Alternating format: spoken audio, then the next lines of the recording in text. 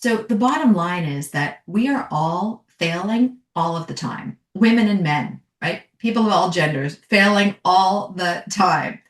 And really the key is, how are we coming back from those failures? Because our communities, our countries, the globe really needs people to be making their greatest contributions.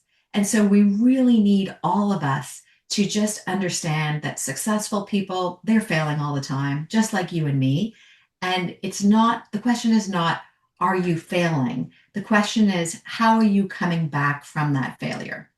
And I'm using this term failure, disappointment, setback, because I think failure comes in all different shapes and sizes, and it's different for all of us, right? What might feel like a massive failure to me, you might just consider a run-of-the-mill setback, no big deal. So we all have like our different relationship with failures, and different kinds of setbacks in different areas affect us differently. Maybe something that is resonant with your audience is that there is having the sense of shame around going for an ambitious goal and then not achieving it, for example. And so we will often, take that that'll be quite internal to us, and something that we can live with for a longer period than perhaps we need to. And by the way, I think this discussion around shame and disappointment in ourselves is also resonant with a lot of men. I think that can be a very human experience.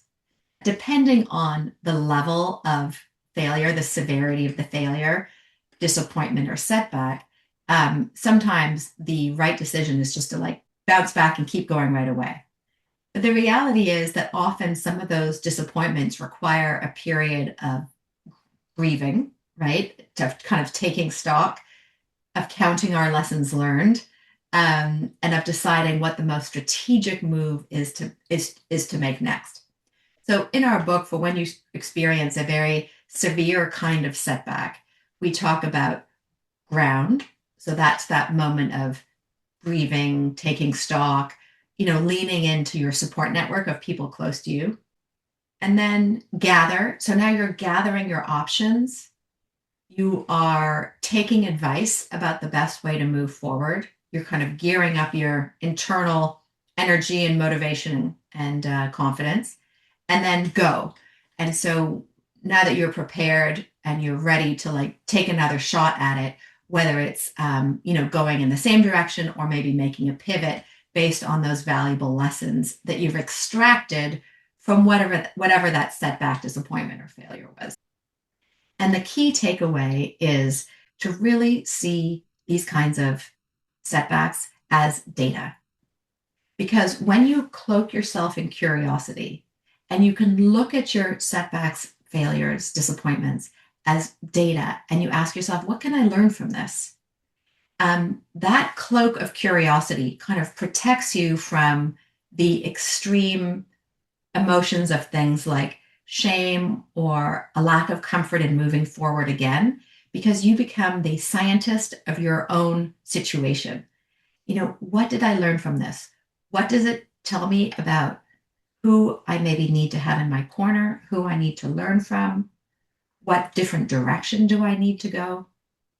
And what's so interesting is that in the field of startup entrepreneurship, every leading startup incubator in the world, every leading university entrepreneurship program are all teaching the same methodology to entrepreneurs or would-be entrepreneurs. And that is that when you are innovating, when you are doing something new, you inevitably are not going to get it right. And what you should be doing is, in fact, going into a new experimentation, trying something new for the first time, with the mindset of wanting to fail forward and to go in asking yourself, what do I want to learn from this particular foray?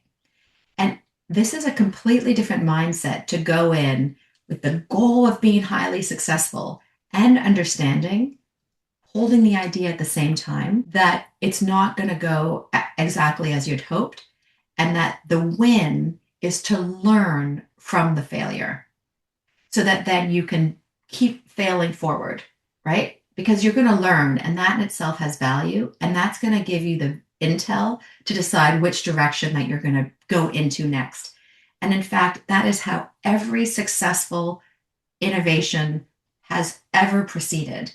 It's just that the only part of the iceberg we see is the success part of the iceberg on top.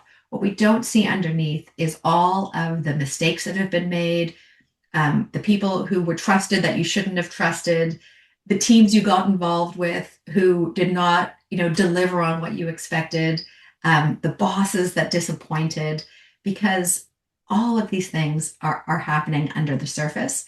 And where we are successful is where we understand these kinds of setbacks are inevitable. What can we take away from them? And how can we make a strategic and smart next